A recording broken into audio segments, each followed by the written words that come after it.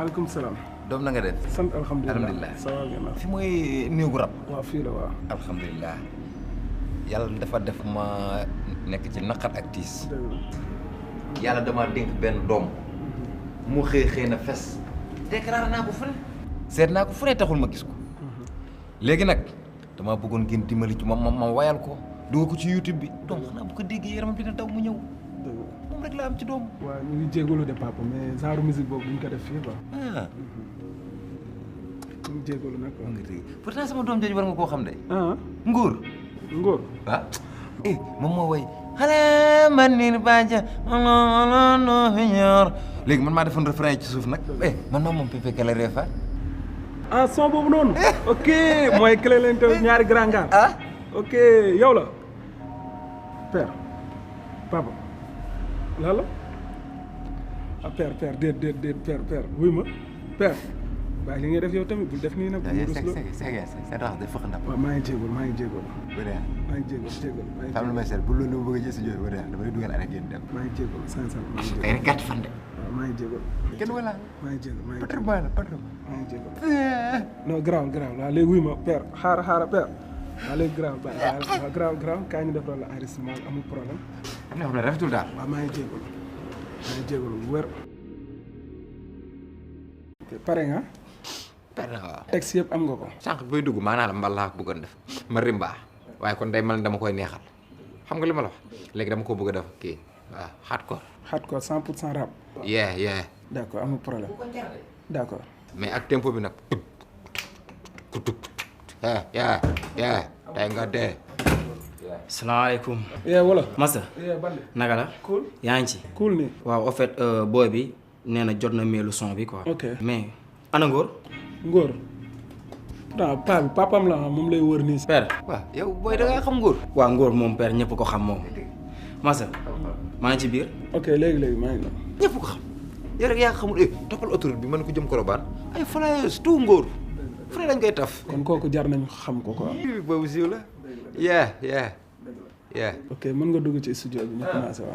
yeah. mën nga takk casque bi dégg nga. waa teg ko waaw. yaa ngi koy am. d'accord. yaa ngi koy am bu baax. ok cool.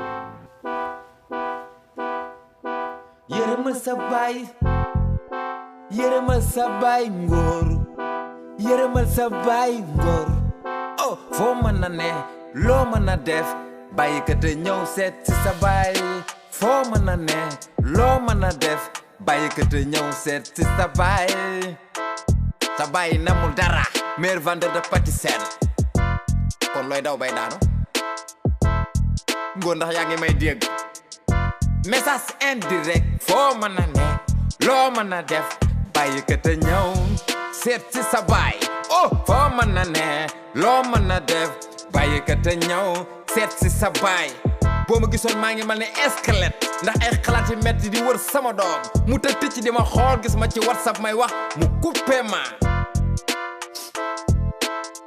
xam naa ne fu may mujj mooy Ngor bu ma nee la nuus bu ma la jàppee foo mën a ne loo mën a def bàyyi ko te ñëw loo mën a def ak foo mën a ne soo wi sax léegi nu mu demee baax na foo mën a ne loo mën a def bàyyi ko te ñëw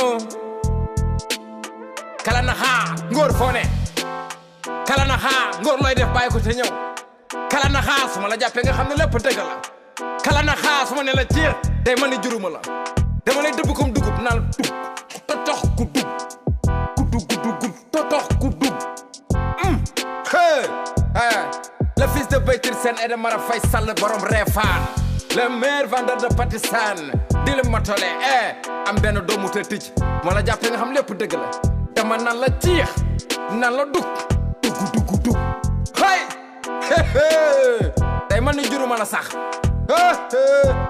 day man ni mburu ci biir mayonnaise dama lay capp Ngor di la diw di la raax di la tartine di la tartine Ngor may sa baay sa maam lañ daan wooye moor ñu ne ko Big Remo international waxatu njaaxum com boo dogee buum bul juum waral fu ma romb seeni xol di xëm ñu noon ma sa bokkul ma la duma leen faale ma la borom bopp ñaari xaaj ak xel muy naaj ci ker ak naaj damay xàcc fu mu dal day natt jalu nga may mocc li di ay maaj maa ngi ceeg paaj ngóor ma la jàppe day ngay dee naa la door ay ndomba ba nga defe ne dama la bañ ngeej maay sa baay sonn